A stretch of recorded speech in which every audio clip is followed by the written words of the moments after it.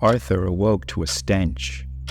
It was a gut punch of putridness, an assault on his senses that had him gagging for breath.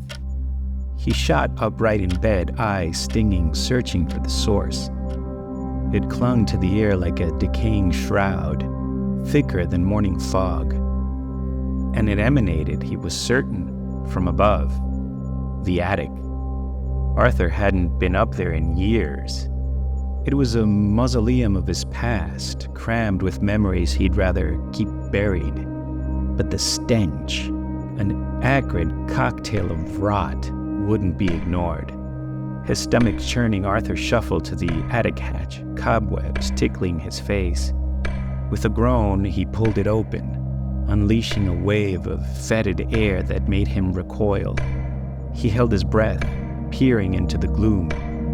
Shadows writhed like tormented souls in the dust motes dancing in the attic's lone, grimy window. The stench was strongest near their back. His heart hammering against his ribs, Arthur grabbed a flashlight and, using a broom handle to poke aside forgotten furniture, edged his way forward. With each step, the air grew thicker, his lungs screaming for escape. As Arthur moved deeper into the attic, the feeble beam of his flashlight revealed a landscape frozen in time. Dust-covered boxes loomed like gravestones, their contents long forgotten. Forgotten, perhaps, for a reason. He approached the source of the odor, a box sealed with brittle tape. The words, "Do not open," barely discernible. Despite the warning, or perhaps fueled by a morbid curiosity, Arthur's trembling hands tore at the tape. The lid creaked open, revealing relics of a darker past. Inside, there were photographs of people he couldn't quite remember, faces distorted by time or by some unnatural force. Yellowed letters told tales of secrets, promises broken, and regrets that festered like a hidden wound. The stench intensified, wrapping around Arthur like a spectral shroud. Shadows seemed to coalesce into indistinct shapes, whispers of memories he thought he'd buried for good. A cold draft whispered through the attic, extinguishing the flashlight. In the darkness, Arthur felt a presence, a weighty, unseen gaze upon him. Panic clutched at his throat as the attic seemed to pulse with a malevolent energy.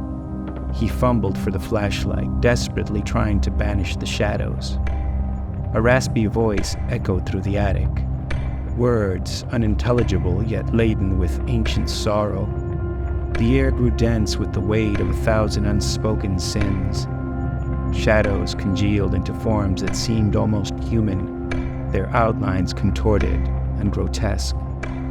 As Arthur's trembling fingers found the flashlight switch, he hesitated for a moment, his instincts screaming at him to leave the attic, to seal it away once more. But the voices, the shadows, the memories, they clawed at him, demanding recognition. With a shaky breath, he illuminated the attic again. The unearthly entities retreated into the darkness, leaving only the whispers lingering in the air. Arthur stood alone, caught between the past and an inscrutable present, the stench of decay refusing to dissipate. The silence echoed in the empty attic, a tomb waiting for its final occupant.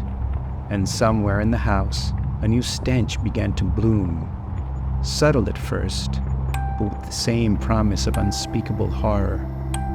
For the hunger had shifted, found a new vessel, and the attic no longer needed a tenant. It merely needed time.